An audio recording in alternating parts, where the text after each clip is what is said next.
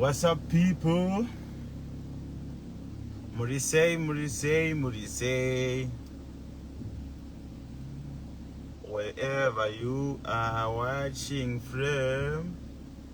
Murise, guys. Murise.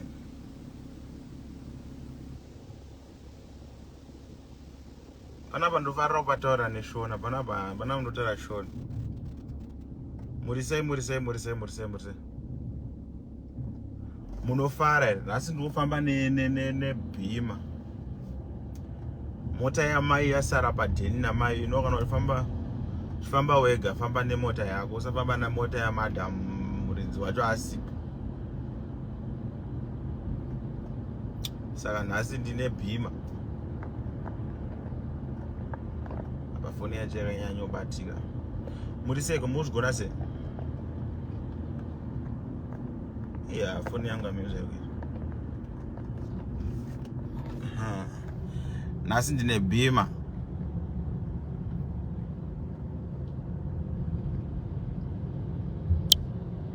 Nhasi ndina BM.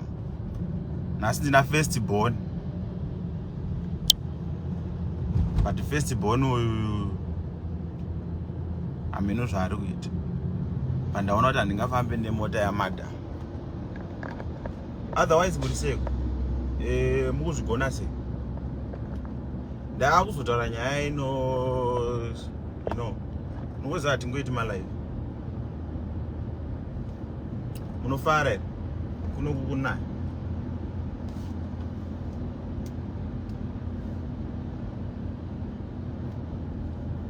But ndichipedza kuita live guys ndichanorohwa kumba nakiki because ndazongoifungira paroad. Plus kiki haadisina basa. But ndenge ndatoita saka ndenge nditoriska ipapo ndoriska neupenyu hwangu. But there's this nyaya ndoda kuadresa panapa yevanhu vada kutijairira. I don't know why. Vanhu vakatoona kuti kana taiti nakiki vanotojairika. They just want to jairira us, And they know that if they come here netunyaya twavo, you are going to believe them. Vandoziva kuti hati kana netunyaya twekuti taiti atishunya taiti adaiwo vanhu vatati-believe. Of which is really bad or I didn't want to tell you this, but I'm gonna say it now because that's what I feel like, So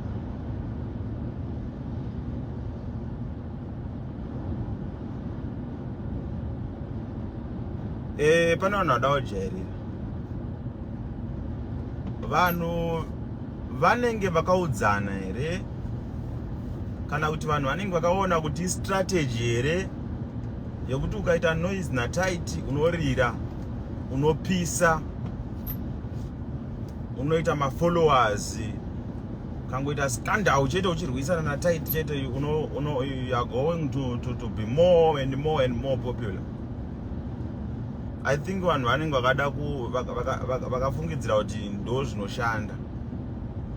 And now they are trying to do that. And I know kuti a lot of people vanozvimba musoro, munorwadziwa nekuenda ku 2 million kwatakuita, toziva. Apa ndositaura imi mafollowers, ndikutaura nemapages. Toziva kuti muri kurwadziwa, tozviziva, it's not a secret. So toziva kuti hondo dzichauya apa dzakawandisa because munorwadziwa, because hatisi monzi yenyu, hapana kana hwana anoclaima kuti ndindakavasimudza. Saka ndochinjohwani chinorwadza izvo. There's this person, hamutombomufungidzire mukamuona. Handisi kutaura zita rake because number 1 adeserve kuva paplatform pangu. Number 2 vanobva vatora advantage of that. Saka I'm not gonna say his name. I'm not gonna say his name, and it's not a crime kuti handikutaura nezvako because hauna basa. I received a message from this particular person from Norway. Hi tight. Ndiani ndinhingi nyaya yako ndakainzwa yemunhu wakatuma. Inde uchanza ndakatuma ningi kuna ningi, ndakatuma munhu kuna ningi. Ndichidei like anaunzisa ndatomupindura ne voice note ndikati wangu ka ndiudza kuti ndakatumani about what, because inanditume vanhu zvinhu zvangu ndoita ndega, plus handina munhu wandotrasta kaini pano pasi wokuti ndingatuma munhu inanonditaurana nhingi, plus kana ndotaura newe ndongotaura newe so kana zvichiita zviti kana zvichiita zvoita ona. Saka handina munhu wandakatuma, ndaitotaura zvakanaka bozi, ndaitoziva kuti handina munhu wandakatuma, plus kwaariwo munhu ndichidei. Munhu akutonditi hanzi wakatuma munhu kuti hanzi andipfure nepfuti. There's a gunman in South Africa anopfura vanhu nepfuti. So that gunman wakamufonera ukamuti nhingi panouya kubva kuZimbabwe, akauya kana any event umupfure nepfuti. So zvinhu izvi kunzi zvaitika muna mheni October here kana November, of which staitwa kuMaldives. Munhu akundifonera I think 3 days ago. But chakanya undibowa ndechekuti this person haana kundifonera achida kutaura neni zvakanaka kana kuti handizi, akandifonera asina kana evidence kana kuti ndingati asina proof of what he was saying, and achiratidza kuti ari kutondi accuser, and munhu wacho akamuudza it's not a real person kauti akamuona, it's a ghost, is just someone akumfonera hello shamwari inini ndiri fan rako so tight called me and vakatondipa mari 20,000 rands for me to shoot you kuti ufe. Saka inini ndiri fan rako ndakaona kuti I can't do that, so ndaona zvakanaka kuti ndikuudze kuti this guy is vada kuti ufe. And that person guys is just a nobody to me, because pafea chaipo vanhu akumuvenga anaomakana naye haangori nawo, handingorina basa naye, you know.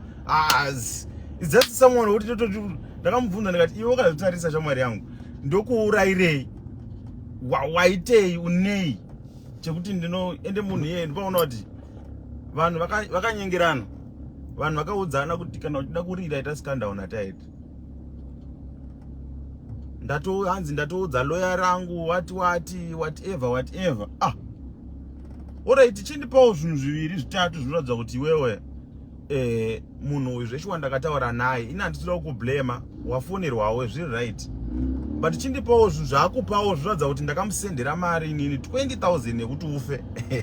That person hanzi ndakamupa munhu 20,000 is about 1,000 rands guy, 1,000 US I mean. Ndobhadhira 1,000 US kuti nhingi afe inini. Zera racho nemunhu wacho kana achida achauya ataura ega pana, but ndakamutaura kuti ukangoposta zita rangu ndiri kusungisa. Boys vanhu vada kutora advantage, vakutozviona unge vakaita noise natight sterek. Boys unoziva zvavanoita mapenzi epasocial media vane mapeja, vanokutarisa kuti une ukamanani anozikanwa, vakaona unge usina kana one munhu anozikanwa anomira newe, vanouya for you, vanokuataka vese. So ukangonza unozikanwa nanhingi uri hama yanhingi, they will respect you, vanosiyana newe. Vangoroti kuti no man, vanhu vanoita zvavanoda natight nakiki, let's just do. Munhu ouya uda kutipa stress kuti hanzi ndatoudza lawyer rangu makatuma munhu kuti andiuraye nepfuti wangu. Handisi kuramba kuti wafonerwa nasomebody, but ambokupawo here something chinoratidza kuti inini ndakataura naye. Iye munhu wacho iye ari kutitiudza nyaya yacho ari kutochinjawo mastatements. At first ari kuti hanzi aita sokuti inini nemunhu watakatuma wacho takaonana or something. Later on woti munhu wacho iye makataura naye akazoti ngatiite video call, hanzi mukaramba, hanzi vaya mukadzi nemurume, hanzi mukati tiri from Cape Town, mukaramba mukati tiri mapublic figures, saka hazvizoite kuti tiite video call newe. But at first time mboita sekuti munhu aramba video call ndiye munhu wacho wari kuti takatuma kuita video call naye, like zvinhu zvake zvanga zvingori mixed. I know shamwari yangu hausi wega, makatotumana makatoudzana kuti muite noise nezita rangu, but you know what, this is not gonna work my guy. Auna kukwana pakuti auoni here kuti vanhu vese vari kutirwisa vese vakafoira. We are still enjoying life, we are still going on without anyone's hands. Iwewe pari kuya vamwe vachitadza kuti uisa ipapo ndopa uda uya uchitrayawo kuita mbiri pavo. Anditombozive mamovements ako, andione content yako, not because ndakakuvenga kana kuti haugoni content. No, your content is just not my thing, you know. I don't have time for your content kwete kuti haugoni kana kuti handikufarire. No, handitomboona, handina time yekuona content yako. Saka ndokuvengerei. Content yako neyangu zvakasiyana by far. Iwewe unoita content yako iyo yaunoita and unoita content yeMazimbabweans chete. So I think maybe we think kuti ukaita noise neni you will be also international here, and this is. But my guy ne usandifonere uchiti waudzwa na gunman kuti ndakamutuma iwewe usina proof. Wofonerwa neghost kuti taita ndituma ndikuuraye but ndirifanira rako. Hana kana ukupa proof yekuti ndakareceive mari from Tide. This is the proof yemari yabva kuna Tide. This is the proof rechat yangu na Tide. This is the proof yecall yangu na Tide. Wotondifonera ndatoudza lawyer rangu haundivhundutsire nemalawyers ka. Vanhu vane problem kuti kaya panapa tichinyebera kunzwisa tsitsi tichiti hatina kudai hatina kuafforda lawyer, wotofungidzwa kuti tichitaura zvimwe zvezvito zvekurevesa makuda kutora advantage. And I told him kuti ukangondiposta chat anything whether good or bad about me, I'm going to sue you because ndatokuona kuti uri enemy. Inini hauzi muvengi wangu. Vavengi vangu chaivo vakatondimaka zvandotoziva kuti vakandivenga ava handitombodi kuti vafe. Ndoda kuti vararame vachiona kublesswa kwangu every day. Mwari vachiti blessa, havafaniri kufa. Then iwewo zvako iwewo ndobva ndada kuti ufe. I know kuti hausi wega shamwari. Ndaitombokuti mukoma but hauna basa. Pafeya chaipo hausi mukoma wangu, hauna kukwana because haungangouyu ndafonerwa and dai wakatouya zvakanaka zviri nani. Wakatouya uchitondi accuse because at first you send a message uchiti nyaya yako hanzi nyaya yako ndainzwa munhu wakatuma asvitsa nyaya yako. I don't know, ndichaverenga chat dena nemafoni tundaverenga. The way akataura nayo ka, it was like pane munhu wandakatuma kwaari and it's just nyaya yakanaka kana kuti ingori just nyaya isinei nezvekuurayana ona. But inini still futi hana munhu wandakatuma kwaari. Saka I was like ndiani wandakatuma mukoma wangu because inini haina nditume vanhu, inini ndinotaura nyaya dzangu ndega. Ndopana vakazozwa kuti inyaya dzepfuti. Ndikatomuratidza mascreenshot kuti every time panoitwa noise pasocial media ndinotoreceivawo mathreats wayo. Ona mascreenshot aya ndinotosenderwa dziri pfuti unzi mufana ada kuuraya. Handiti it's just that those guys havataure mazita chero kuti ndatumwa naningi. Unongoziva kuti this person inyaya ndiri kunetsa naningi pasocial media. Ningi akandinyepera zvakati, saka this person ifanira ningi, saka ari kungondithreatenawo kana kuti in fact pamwe ari kurevesawo. Handiti but handizouyi panapa nekuti fanira ningi randiti toda kundipfuura nepfuti. Ndo yapana apa ndotenga kuti ningi uda kundipfuura nepfuti. Aiwa ndoshandisawo brain. Ndinotokanganisirwawo kuseri kuboys but handii ndichitaura panapa because handisi pakuda kusvibisa mazita evanhu. Tinotonyeberwa zvawanda panapa but hatui tichitaura because toziva kuti vamwe vanhu vacho hazvina basa, havana kana basa letiti pasi. Tina vanhu vakawanda vakatitadzira panapa kuti tokwanisa kutosungisawo waona but it's not my thing man. Inini ndofarira kuti vamwari vaite basa ravo vega kwete kuti inini ndiswere ndichimhanyisana nemunhu. Ndakambokuudzai secret 1 iri pakuitira munhu utsinye guys. Secret 1 iri pakuitira munhu utsinye ndeyekuti you never know, you think kuti uitira munhu utsinye iwe uchitomo yambuzi. Saka ina I don't have time for kuitira munhu utsinye. Handina time iyoyo. Handina vanhu vakawanda kuti kukwanisa kutosungisa pano, kutosungisa chaiko but no man, it's not my thing. Ndozonzikwa ndiri kumhanyisana naningi, ndiri kusungisana naningi no. And I think this person aifungidzwa ndichamuposta. Uda kutorira, uda kutoposta pa 1.6 million followers. Wakagara zvakomba kwako ikoko wotoposta pa 1.6 million followers. Zvako mahara for free. Vamwe vachibuda mari dzekureba kuti tivaposte. Iwe just for free because wauya nekanyaya kako kekunyepa. I can even sue you kuti uri kundi-accuse ma-false. Uri kuuya nema-false accusations kwandiri uchindikonzeresa trauma because how can you accuse me kuti ndoda kuti uurawe zvinhu zvandisingazivi and iwewo wacho handitori nene. You are just a person wo zvako ari kungoraramawo kuZimbabwe. Uri kungozviraramirawo upenyu hwako handisine nawo and your content and my content two different stuff. hauna anything chiri pauri chekuti ndikati uri kunditadzisa chakati. I'm living my best life. Kufamba nemota dzatoda, tiri kudya chatoda, tiri kuenda kunyika yatoda. Then ndozoti iwo hako kati pwesho Zimbabwe ndoda kuti ufe. Wangu nditi roasted man. Makanyengerana, makafurirana, and ndoziva kuti hausi wega zvako, pane vanhu vakafurirana navo. Mukati tikadai taiti, tikadai wotorira kana kuti whatever. Because uchingopedza kundifonera ndakavhizita page rako ndikati nhai Mwari. That's why you are so desperate. Because page rako rakatonhora. This is not good. Zvina Mwari mukati izvi. You will never win. You will never win. Zvina Mwari mukati zvinhu izvi.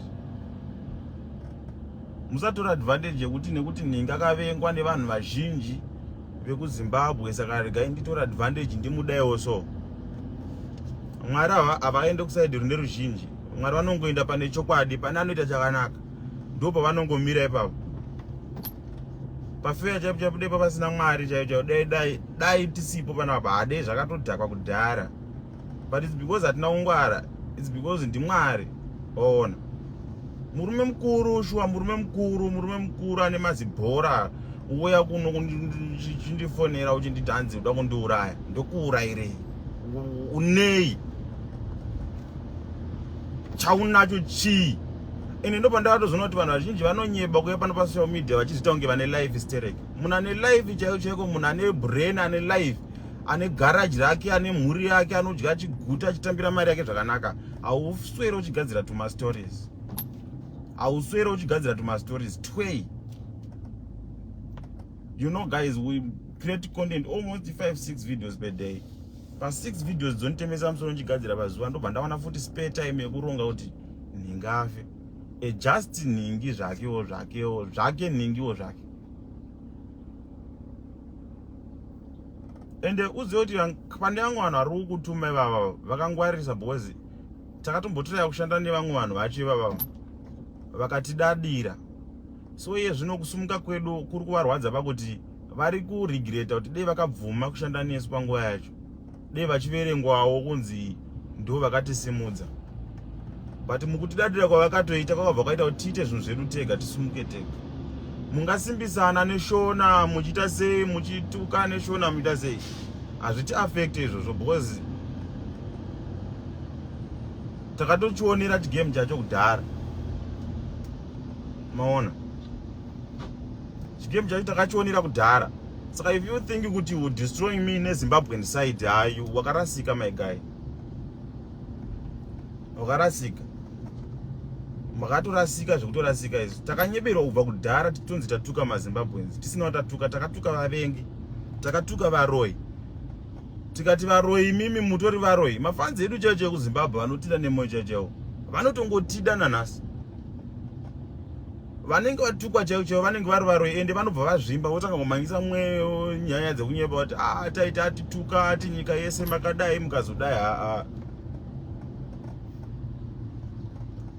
totuka varoi ndo vatotuka. So vanhu vakungoya netunyaya. Do you know tunyaya tinombotanga uya nhasi? Tunyaya takatanga kuuya kubva last year. Ini ndakatombonzi ndakaba mari ini. Zvimwe zvisina tombozikanwa because panguva yacho tasata tombova nemafollowers akawanda. Ndikanzi ndaba mari ini. Vamwe vakauya vachipiwa tumari. Pano vakabhadharwa, is it this year? This year. Vakabhadharwa tuma 50 rand kuti vataure kuti takarepewa naTaiti. Vachiuya pamalive muchivaona vamwe vacho makavaona. Taiti ndakamboshanda naye akandibata zvakadai. Taiti ndakamutoda kushanda naye akanditi akatanga kutoti nditanga warara neni. Nyaya dzakawanda dzichigadzirwa but still I'm still living my life. I'm still living my life. But vanhu havana njere ipapo pari kuramba ipapo munhu ari kutadza kudonhedza ndo vanenge vachingodai. Munhu yeye mukamuziva ari kutaura tunyaya tokupenga itoto munotoshamisika kuti wakakwana. Handisi kuramba kuti maybe akafonerwa zviriko ino pamwe akafonerwa.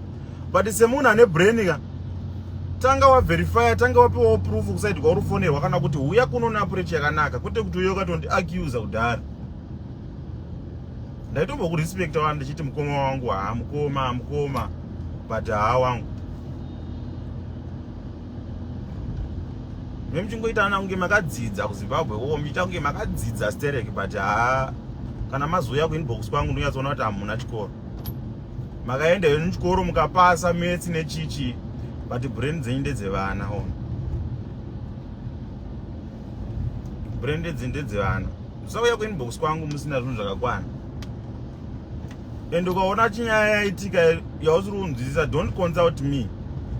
Enderera mberi nenyaya dzako. Ita masteps aunofungidzira kuti they can help you. Kwete kuya uzondithreatena kunokuku. Every time you want me kuti ndigare ndichirwa nehana, but manje handizomborohwe nehana nezvinhu zvisina basa. Vanhu makatadza. Ende ndikataura kuti vanhu makatadza izvi. Uchatoona rimwe munhu roti ndaikufarira but watibatanidza. Mafanzi edu chaiwo hatombopinde nemoyo achitanzi watibatanidza. Vanenge vachiziva varoye vatutaura nezvavo. Iwe ukaona uchiti ndaikufarira but wazoti mazimba hamuna basa. Wagara ndiwe umwe muroyi wacho watutaura, because mafanzi edu chaiwo they know kuti tikutaura varoyi. Tichitaura varoyi. You know. But varoyi vakatadza. Varoyi vakatadza. Vakato zvakaramba komana. Tiri muroad kuenda ku2 million and hatisi kudzora tsvimbo. In fact hatisi kuda 2 million, toda 3 million. Hatisi kudzora tsvimbo. Tichiramba tichishanda nokusingaperi. You need, it's vanozodziti pride. It's not pride, it's confidence. Wingi dia kaemba akati confidence haisi pride. Ndine confidence muzvinhu zvandinoita, and I don't believe in someone helping me. I believe in God. Because panguva yandaitarisira help from people, I didn't get it, you know. And kuiwana. Saka ndakatoziva kuti I have to stand up as a man. Not to believe in friendship or in partnership or in whatever. We don't do that here. So my guy, you will never be on my platform. Hazviti. Zita rako iri ndakatori blocker ku page pangu kuti chero whoever anoda kuya pano achinyora zita rako mu comment section. Munhu yeye anyora zita iroro ndiyega anoona comment iyoyo. Vamwe vese havaiona. Because you are not my cup of tea, you know. Ende mukatarisa age dzevanhu vanotimhanyisana nesu isusu. Vanhu vakuru, vanhu vemazera nababa edu.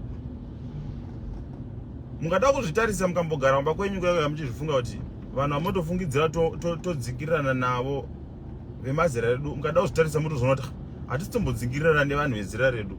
Vanhu vahombe ndo vari kutirwisa. Vanhu vahombe chaivo vane ndebvu dai vatova nevana vati nezera navo ndo vari kutirwisa. You will never be tight. Hazvifi zvakaitika izvi. And you will never win by fighting someone. And chimwe chinhu chofanoziva ndechekuti haufe wakauraya muti wausina kudyara. I think ndofanira kunyatsopa explain ipapo. Rekambokupa example yezvimwe zvinhu zvinoitika kuZimbabwe zvamusingazivi. Do you know kuti pama musicians paya ndoda kupa example yema musicians. Pane ma musicians akuti anotomongomuka nhasi otoputika, vanhu vototeerera music yake votonakirwa nayo. Koita mumwe musician wekuti anogona kubatanidzwa simba energy yevanhu kuti ningi naningi vatonga kuti anopisa vachimumaketa handiti, vachimurekodha mahara kumastudios, vachimuitira mashows. Ndonga ndichipedza kutaura statement ranotaura rino muchatozobata kuti but kwaimbwa artist ningi akazoitwa izvozvo, muchazviona. Rega nditaure munzu. So munhu yeye anenge achibhadharirwa mastudios achipushwa ita sei. Musi waanonetsana nevanhu vaya vari kumupusha. Vanhu vaya musi vanoti hatichada kushanda newe, hatichada kukupusha nditi. Mukatotarisa anodonha zvisingaiti because haatombozivi about how to manage his or her brand. Kuti so marketing, vanhu vaindimaketa song dzangu dzichifamba vaindimaketa sei. Ivo vanhu vaya vanongodzura mudzi. Vanoziva pane mudzi wako, vanoziva pane strength yako, because they are the ones who made you. Handi mukunzwisisa nyangu. But It's because ndo vakakugadzira ndo vari kukuitira almost everything, saka vanokwanisa kukudonhedza. Saka disadvantage ine vanhu manje pana taiti ndeyekuti they are not the ones who made us. So haufe wakadonhedza, haufe wakaputsa chausina kuvaka. You never. Chausina kuvaka haufe wakachiputsa, because hauzive pane mudzi wataiti chaiwo hamutombozivi pauri. Saka haufe wakadonhedza taiti nyero mukasimbisana, chero mukaposta mangwana mukati wig yakiki yadai, chero mukati taiti akaromba, chero mukati azvare, chero mukadi you just simbisana nemadhata ema30 rand. Uchipera data iroro papay yako yauchandotambira futi wiki rinouya, uchibvisa futi ne30 rand yedata, chikwereta vamwe vacho chikwirirwa data racho, kukwirirwa data chairo kuti ungoya utuke taiti. You never destroy what you did not build. Hazvife zvakaitika izvi. Haudonhedze munhu wausina kusimudza. So ndinozviona kuma-artist. Ma-artist mazhinji mukaona anodonha musi wanozonzi haachashandi naNhingi vakanetsana. It's because Nhingi wangashanda naye ndiye anoziva pane mudzi, ndiye akavaka chinhu. Saka zviri easy for them to destroy that thing because they know where there is the strength. But the strength yataiti, you will never get it. You will never. So haufe wakadonhedza taiti. Whereas I think kana uda kutodonhedza taiti, maybe mwewe iribo ndiye kutoti maybe you are international, maybe wotanga kutaura nechirungu nekudini, but kana uchitaura neshona, you are just wasting time. Maybe you just want to benefit ma followers ekuZimbabwe. You get akoma followers ekuZimbabwe, but side redu le content yedu whatever we do, you will never destroy us. You can do it for your side ukuthi uite ma followers ekuZimbabwe, kwete kuti undidonhedze wangu. So ukangoziva icho chinhu chekuti you will never destroy what you did not build, you understand. Haufe wakadziva mudzi wemuti wausina kudyara, uchifunga kuti waudzura unoona mangwana watoboka, uchifunga kuti wapedza kuudzura mangwana futi watoboka wamera neapapa. Why? Because you don't know where is the root kwairi kubva nako pachakasimbira. Mungasimbisana, plus chinoita kuti vanhu vasimbisane igodoona. Kudhara vazhinji vaitida because taiposta tichiti nhasi tadla mavheji, because imi muchidlawo mavheji. Life yedu yaenderana neyenyu pazuva acho. But now zvasiyana ka. Izvino ndiri kutaura ndiri palive pangu ndiri mubhima ona. Iwo hazviti kuti uite live uri mubhima because hauna chero panext door pako line renyu rese ramunogara harina bhima. Saka obvious unofanira kutorwadziwa, unofanira kutonasa kuti ndakudada because hauna. Kudhara waindida, kudhara waindisapota, kudhara waindifollowa because life yandairarama neyako zvasina kumbosiyana, you know. Waikwanisa kurelate kuti taiti nakiki varogara mu1 room, taiti nakiki vanoshandisa zvimapoto zvekuShoprite, andiona waitorelate because ndo zvimapoto zvaonazvo. But now kana mukadzi wangu akushandisa nani stick pots, nani stick plates, hazvichaenderani nelife yako. Saka une all the rights yekundivenga, but uchiziva kuti you will never pull us down, you know. Tototiziva kuti zvatiri kuita izvi zvinotorwadza vakawanda.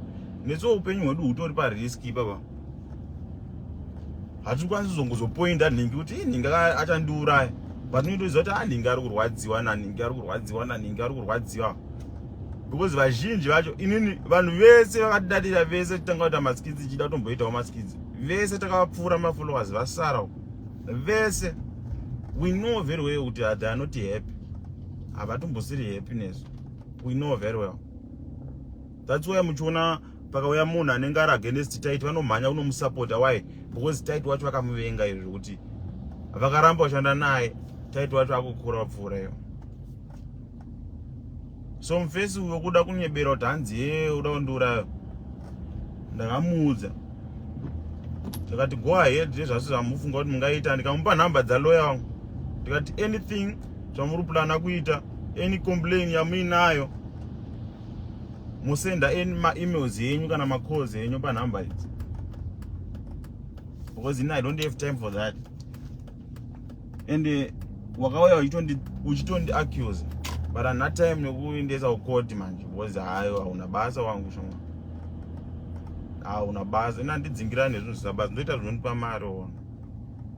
So yeah, ndichasvika hangu kudhende unotukwa nakiki kuti why did I do this life, but inini ndinitofila ndo zvanda kuita. And handife ndakakuisa paplatform pangu, ufe. Ndo zvakazoita vanhu vazhinji vanorwadziwa pakuti takaramba vaisa pamaplatform pedu. Haufi ukaenda paplatform pangu ende ina handidi kuzviona paplatform pako. Handitomboda kuendesa kukoti nenyaya yako yawakandiaccuse, but ndiposte paplatform pako. Tinoita zvatofanira kuita kuti unge uchiziva kuti you just don't mess around nevana vasinei. Anzoda kundiuraya, anzokati hanzi ndipfurwe makumbo pandoya kuSouth Africa. Upfurwa makumbo ukafa iwewe ndinowanei? Kurarama kwako, kufa kwako, I benefit nothing. And do you not know kuti ungofawo zvako nerufu rwako rwaMwari ndikasatoziva kuti wafa? Because I don't do you honor. Handizivi movements ako. Time yauri kuti iwewe munhu iye ndakamutuma, I was in Maldives enjoying life. Chidla mari yedu yatoshanda. Ndobva ndaronga kuti ndikuuraya. Do you know kuti isusu izvezvi tine hama dzakawanda guys, dzakatarisira from us a lot. Kuti ndikacalculate 20,000 iyoyo, tine task yekutoresa vanhu mapassport kumba kwedu kuZimbabwe, pana Kiki nekwedu kwaMadui nekwaTanzania. Totoresa vanhu vese mapassport. Vamwe vacho takatotanga kutoresa, but inyaya kuti zvinhu zvekumba hatizviposte pasocial media. 20,000 iyoyo inotoresa vanhu mapassports mavangani. Tichida kuita chero iya inononoka kubuda passport iya, because it's 1,000 US ka. In fact over 1,000, because 20,000, 1,000 I think is 17,000. 1,000 US I think is 17 kana kuti 18. So it's over 1,000 US, 20,000 rand. Ndotoresa vanhu vakawanda mapassport, mhuri dzedu dzikafara. Manje ndikatora mari iyoyo ndikauraya iyoyo ndowane.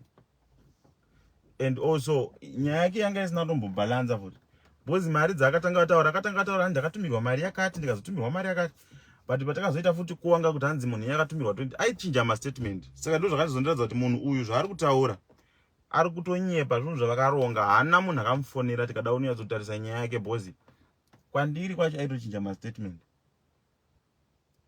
Ndopandakamunzwa kuti I was believing zvangoitaura kuti maybe kune munhu akafona hake. Yes, because ndinogona tinganzwa kuti munhu anogona kutondivenga ka, obva ati right, kandifonere nhingi ndimudza kuti taita andituma, zvinoitika.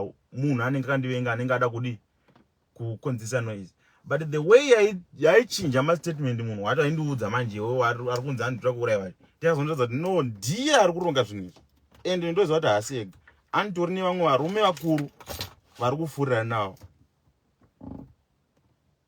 But zviriko no, Mwari vanomira nesu. Ndofunga makazviona kuti hapana kana one anouya pano pasocial media achiti hey musadaro tight. But you see us techingori okay every time. We live our life, we buy what we want, we eat what we want, we go wherever we want, because zvina Mwari mukati. Dei tanga titori vanhu vakaipa semataurirwa zvinoitwa, dei Mwari vasimbosiri kusaidi kwedu, dai zvakaramba kudhara. Ona saka ya ndo zvinoitika ona. But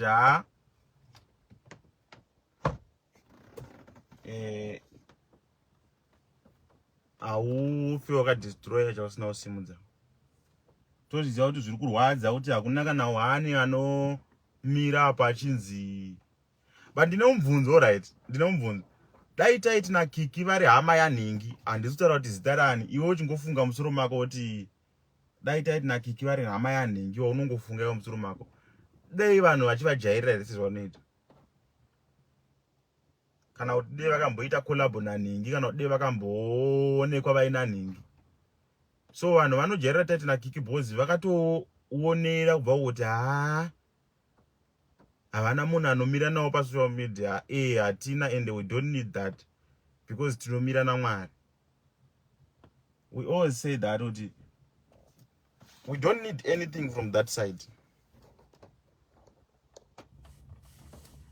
Ndichakuratidzai zvinhu zvizhinji zvamamusingazivi zvamunopiwa pressure nevanhu.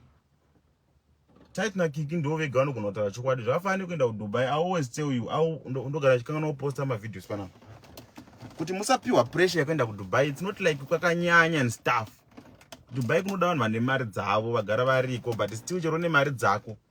That's why muchiona chero vamunoti mbinga kuZimbabwe vanogara kumwedzi wese kuDubai. Kunopisa. Haizi nyika inonakidza kugara. Nyika inongonakidza kuvhizita wodzoka. And haisi nyika inonakidza kunoshandira kune vaya vanoshanda vaya kumarestaurant, maconstruction nezvimwe zvakasiyana siyana. Rinorwadza basa iro bhodzi vanhu vazhinji vanosvika ikoko muchinogariswa kana mu1 room muri 5. But vanhu vanongokupai pressure chiti vachingoti Dubai. Ndo zvatakawira pano pasocial media zvokuti tichange tichibuditsa chimwe chokwadi chamusingazivi chevanhu vanokupai pressure for no reason. We have been in Dubai. We enjoyed time yatakaenda tikatonakirwa, but it's not a place to stay. Sapiwe pressure nemunhu anoti ndikushanda kuDubai uya kuDubai. Unosvika muchinogara muri taunge makonzo muri 5 mu1 room. And the company vanongoshandira ikutendere kuti uende kunoita kana kapisweki pa next kana kupi zvako. Mune muchipa accommodation nestaff, but chimari chacho chakadhakwa. Munhu ari nomawo chaiye anogara akazvimirira apartment yake kana kuti imba yake kuDubai anofanira kunge achitambira 10,000 US per month. But ukaona munhu anoti ari kuDubai achanda murestaurant, zvinoreva kuti haana kuenda nevisa rekuti ari unogara achinoita life yake achishanda rimwe basa rine musoro aiwa varotambira ma 200 haazosviki ma 200 ma 4 kutangira pa 400 US zvichienda kumusoro. But vanenge vachigara pai, which hatisi kuvashora, ndo zviriko, nyika yakaoma, but uzama kuti musapiwa pressure. Saka chokwadi icho ticharamba tichichibuditsa kusvika vanhu vakaura, because ndo zviripo. Zvakafanana nekupiwa pressure neaward. Ndambokuudzai chimwe chokwadi, isu hatina basa neaward. Ndotsaka muchiona takutonopinda mu 2 million followers tisina award. Those are just prangers and what do you call this? And the masimbi aya vanongopiwa akanzi best award chakati. Aupiwe mari. Ukaona upiwa mari, yes variko makambani ekuti anokwanisa kukupawo mari. Hatisi kuramba kuti ari pano kupa mari. But ukada kuzvitarisa kuti inini zvangu naKiki wangu tikanzi tanzi tawana award muno muSouth Africa, kusiri kunzi tiri kuda kuZimbabwe, muno muSouth Africa kunzi we just need to drive kuenda kana ku Eastern Cape ndomunga ndokutoma awards. Chero tikanti kunopiwa mari. My question is, imari hazi ese mawards ane mari, zvimwe zvacho zvingori zvimaward zvezita zvongozoti ugozokwanisa kunyora pabhayo pako wonzi award winner. Zvingori zvimapuranga zvekuisa mumba. Saka inini ukandiwestera time yangu yekudriver 4 hours kuuya kuaward kwako, ndobva ndagara 4 hours uchitaura nezvemaaward ako, ndobva ndadriver futi 4 hours kudzoka kumba. Ndiri kumba naKiki wangu tokwanisa kugadzira mavideo ari over 20 zuva rese ro mahours iwayo.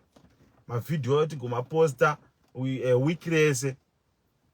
Mavideo iwayo agotipa mari yakawanda. Saka we don't need anything from that side, guys. We don't wanna lie. And some people will say, no, Igodo, no, we don't need all those stuff. Zvakafanana neaward re YouTube re 100,000 rere. Ndinaro kare imwe channel yangu vanoziya award randakambobuditsa rere. Ndakambobuditsa award last year. Ari uye kana nesendi rere. Rinototumirwa from America if they don't like kuti award roro ndiro kuAmerica. Bozi vanoti wasvitsa 100,000 subscribers, vanokuudza kuti award rako rakugadzirwa.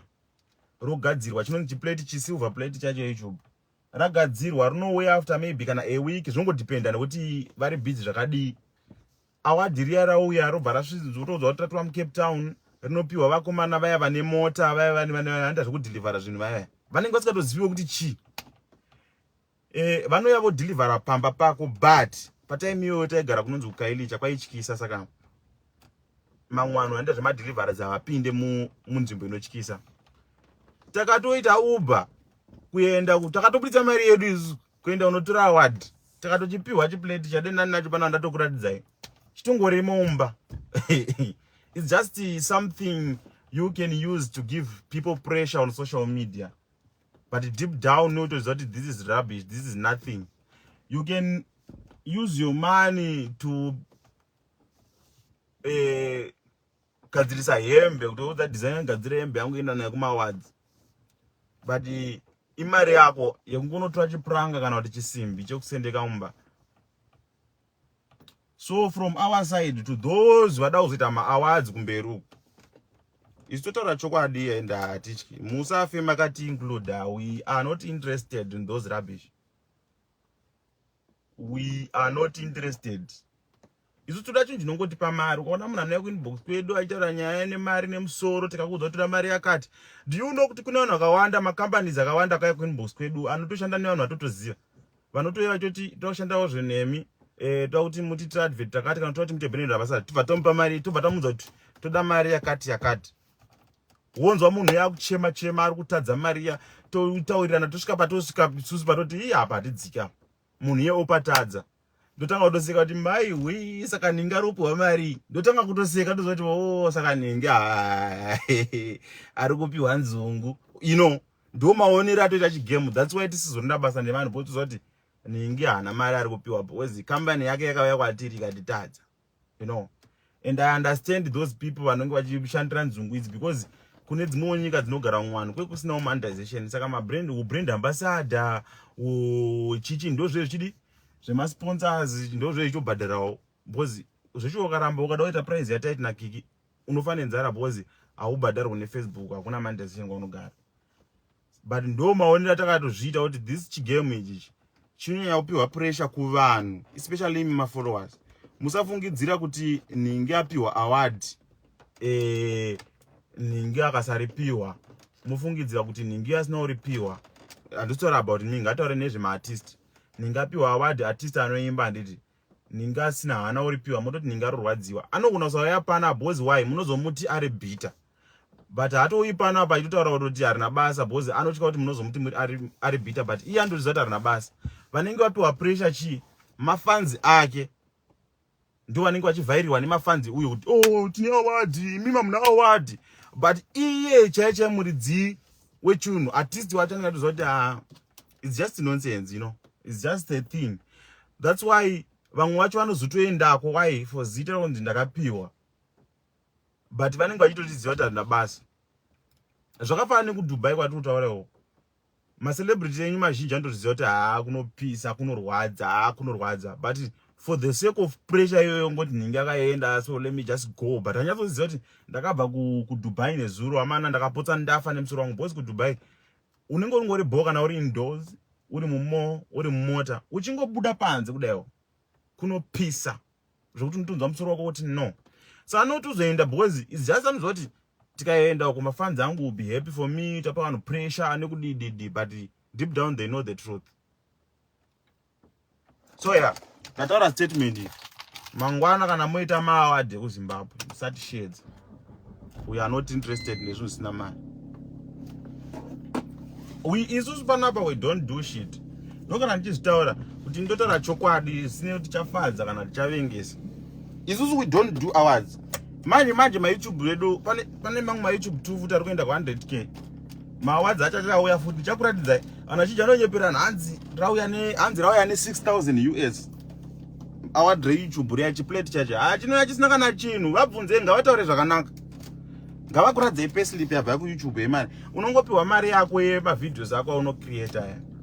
Ukatosvika 100,000 subscribers kana usingatoposti mavideos hautoiwani mari yeYouTube, but chiplate chiya vanokupa whether you are monetized kana kuti you are not monetized. So most of my awards, especially ate kwatobva uko, handizoziva hangu mamwe ma-international, but YouTube is one of the international awards. Mahara. Kumwewo mamwe macompanies anorespektawo vanhu, anobva ati tikupa award, ndobva ndakupawo mari yakati, because they respect people. But mamwe awards ndenhema. And mamwe ma-awards acho ndambobvunzai kuti munovhotera kupi. You just mungonzwana mangwana ndototi taiti nakiki tototi tatora award rechakati. You don't even know kuti iwe uri fanira taiti chacho, hautombozivi kuti anombomuvhotera taiti awina award ari wanepi. rakavhotwa rini nani. So yezvino manje kwangu ne companies kuti nhasi ini ndotomuka nhasi ndototi right inini ndofarira nhingi kaini reka ndiite ma-hours angu ndotoona printisa zvimauyi zvangu zvegold refake zvezvo ndotoyama mangwana ndototi ngateka function ndototi nhingi award rako award raka ndotopa ma-awards angu ndotomapa zita kuti tight awards makutoverenga kuti nhingi ane tight award rei akawanei chei kupi zvikadii dololo. But manje mamwe ma-artist enyu kana kuti ma-celebrities enyu akazoya chichibudisa chokwadi ichi pamuri munoti haane bitterness anorwadziwa. I'm 100% asingatye kuudzwa kunzi une bitterness because ndotora ma-facts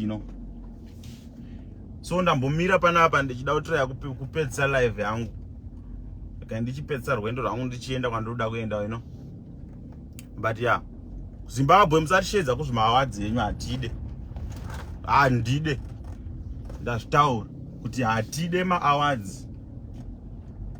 Award 100 tichatora isusu rada kuratidzai kuti rauya futi mahara ndeye kuYouTube.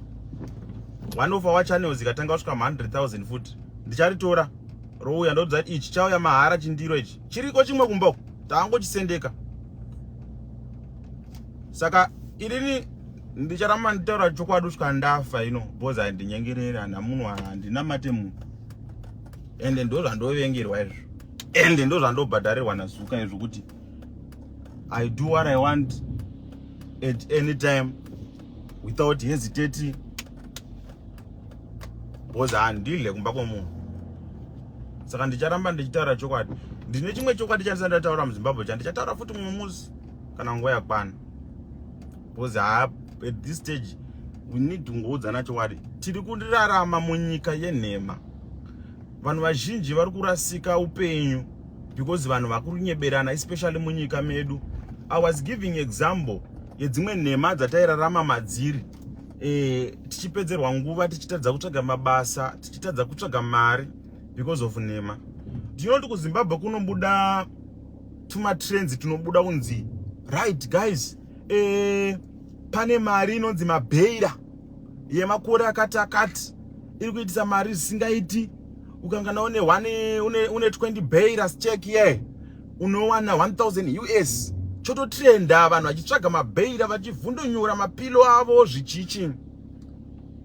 Ndo dzimwe nhema dzatete tichirarama munyika nadzo idzo dzatakakura tichiona senini. I hate kunyeberwa kana kunyebera munhu because takakura munyika yekuti tainyeberana tichipedzerana nguva. Mototsvaga iwe. I remember tichitokura zvaitomboitwa chebva nevabereki vedu wotsvaga mabeira iwe tototi pano we are going to be rich zvopera. Konzi chihuta chiri kuitisa mari. Hameno kuti vazhinji vedu mazvarwa here. Pane nguva yakambonzi zvihuta zviri kuitisa mari. Zvihuta zviri kuitisa mari. Chengetai zvihuta. Chihuta hwane chinotengwa nemari yakati. Unombozvibvunza herumba mako kuti anotenga chihuta chacho ndiani achichishandisei. Hanzi zvinorapa AIDS, zvigorapa chakati, zvigorapa chakati. Zvakazongoti foto. Handimunzvisa. Zvinhu zvakawanda zvakatrenda kuZimbabwe muchinyeberwa zvakava nenyaya yemabhinya cheche. Kwakatombotrenda nyaya yemabhinya cheche kuti tese taitobhilivha kuti kune mabhinya. Even muzvikoro maticha cheche taitozofambai muri magrupu so.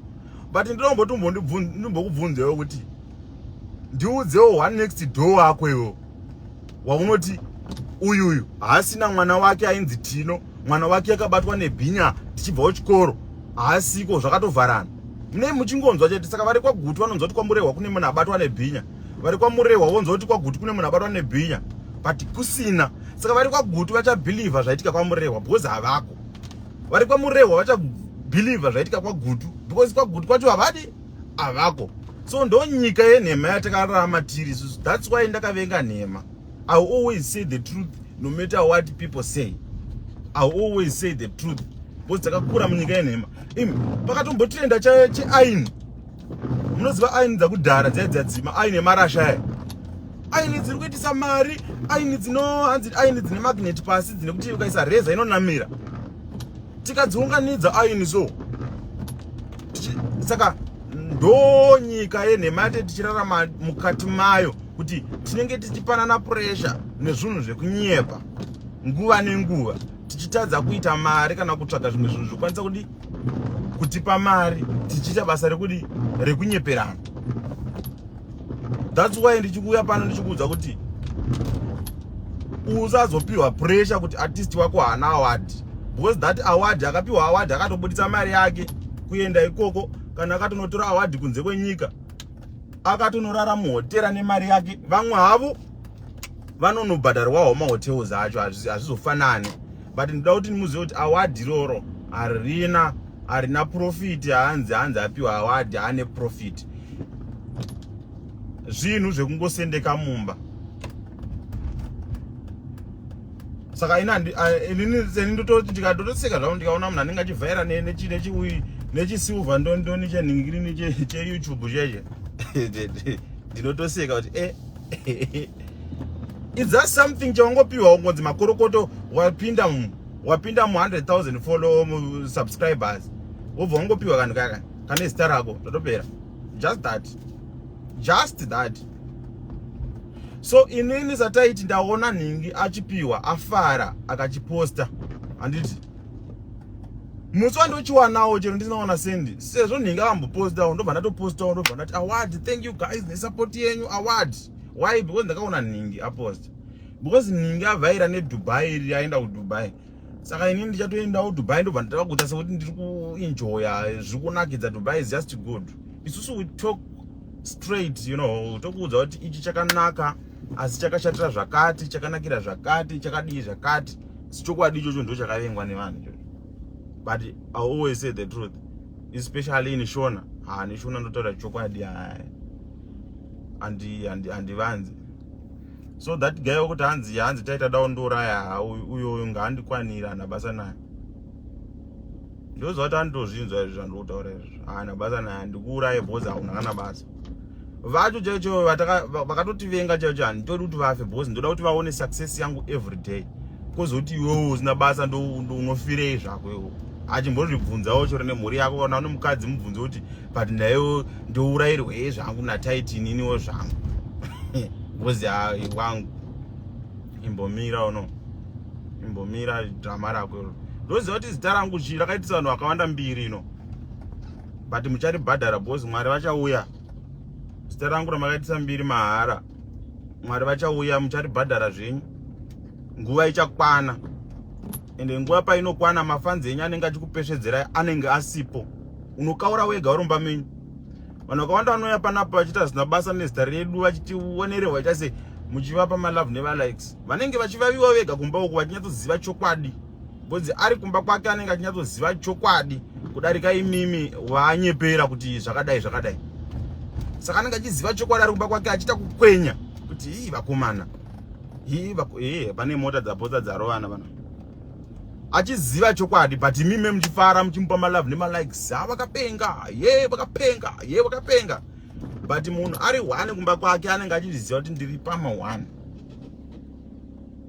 And isu hatizoiti chikuprovai kuti ndinge ari pama one, because vamwe vacho they don't deserve kutaurwa nesu. And number 2, isusu tete tichidawo mari ona. Dei kuti siri kuti ndiri kudriva kuenda kwana ndichienda live yo enda handisingaiti, because tete tiri busy padeni tichigadzira content nemusoro. Kana ari semukadzi wangu hadi this nonsense dzandiri kuita, ndinotosvika mumba ndichitonorohwa mangoko so nelove yandaita iyoyo. Because inini I always put chokwadi patable handitenzvere vanhu. Saka mupabatisise papa vanhu vekuZimbabwe, musatishedza kuany award. We don't eat that rubbish. Mahwaere hatiiti zvemaward, takutopinda mu 2 million tisina any award, because we don't do that. Mota dzatofamba nadzo, dzimba dzatorenda, mabhizinesi atorana, hazvina kana any award. We don't do that here. Ende tichange tichitorekruta vanhu vekuti vachatokura vachitoziva, vachitori nechitaiti mentality musoro mavo, vasingapiwe pressure nekuitiswa. Hakuna chinhu chinonzi kugadzira zita uchiitiswa. Munhu ari kuudza kuti uri kugadzira zita, yandikuitise zvakati zvakati ugadzire zita. Munhu ndiye the first person kuzoya achizoti ndini ndakakusimudza, and ndiye the first person achakudonhedza, because anoziva masumukiro ako. Saka usaimbiswa, vanoimba vava muchiimbiswa mahara muchinzi uri kugadzira zita. Ndiri kukuudzai muri kushandiswa nevanhu. ende vanhu yavo futi ndo vanotanga kundivenga because ndataura ndavafumura secret yavo. Saka ndivengwi nanapuna vasina chavainacho. Haiwa, ndivenga nanapuna. Ndovengwa navo vanozviti vane mari, vanozviti imbinga, ndo vanenge vorwadziwa because ndendabuditsa mafacts. Kwete kuvengwa nemunhu asina nabhasikoro. Ndovenga munhu asina nabhasikoro ndopenga here, ndorware, ndashaya ndotambisire ruvengo rwangu. Ende futi handakana wandakatovenga futi chero vane mari vacho ndo vari kutonditsoma.